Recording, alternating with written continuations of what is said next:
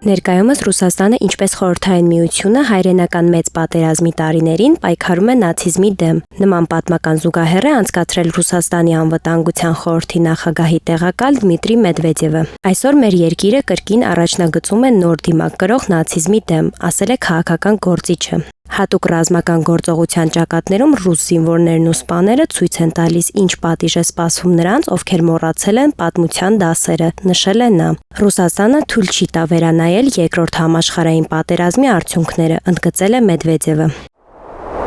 Որոշ ուժեր շահագրգռված են Հնդկաստանի եւ Պակիստանի միջև հարաբերությունների սրմամբ, սակայն Ռուսաստանը կգործադրի բոլոր ջանքերը, որպեսզի հակամարտությունը խաղաղ ավարտվի։ Այս մասին հայտարարել է Պետդումայի միջազգային հարցերով հանձնաժողովի ղեկավարի առաջին տեղակալ Ալեքսեյ Չեպան։ Ռուսաստանը կձեռնարկի բոլոր ջանքերը, որպեսզի հակամարտությունը չբարդանա։ Այսօր, ինչպես միշտ, կան ուժեր, որոնք փորձում են ուռճացնել այդ հակամարտությունը, իսկ Ռուսաստանն ամեն ինչ կանի, որպեսզի եւ Հնդկաստանը, եւ Պակիստանը նստեն սեղանի շուրջ եւ պայմանավորվեն, ասել է Չեպան։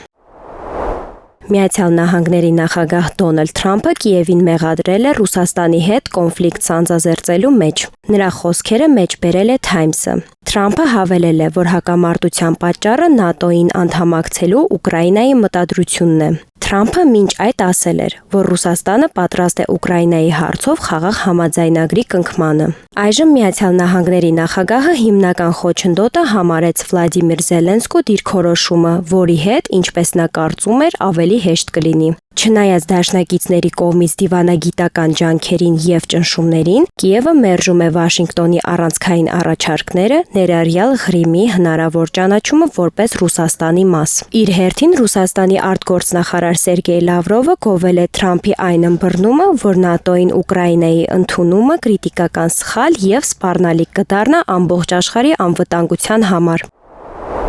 Reuters-ը հրապարակել է փաստաթղթեր, որոնք բացահայտում են Միացյալ Նահանգների, Ուկրաինայի եւ եվրոպական երկրների միջև լուրջ տարաձայնությունները, կապված Ռուսաստանի դեմ պատերազմի դադարեցման խաղաղ բանակցությունների շուրջ։ Փարիզում եւ Լոնդոնում անցկացված բանակցությունների ընթացքում Միացյալ Նահանգների առաջարկները ներկայացված նախագահ Դոնալդ Թրամփի հատուկ ներկայացուցիչ Սթիվ Վիթքոֆի կողմից բախվել են ուկրաինական եւ եվրոպական կողմերի հակառաջարկներին։ Հիմնական տարաձայնությունները վերաբերում են տարածքային վերահսկողությանը, անվտանգության երաշխիքներին, Ռուսաստանի դեմ սահմանված պատժամիջոցներին եւ Ուկրաինայի զինված ուժերի կազմին եւ ազատությանը։ Միացյալ Նահանգների առաջարկը նախատեսում է իրավական ճանաչում տալ Ռուսաստանի վերահսկողությանը Ղրիմի նկատմամբ եւ փաստացի վերահսկողությանը Ուկրաինայի հարավային եւ արևելյան որոշ հատվածների վրա, ինչպես նաեւ վերացնել 2014 թվականից ի վեր սահմանված պատժամիջոցները։ Ի հակադրություն, ուկրաինական եվրոպական փաստաթուղթը հետաձգում է տարածքային հարցերի լուծումը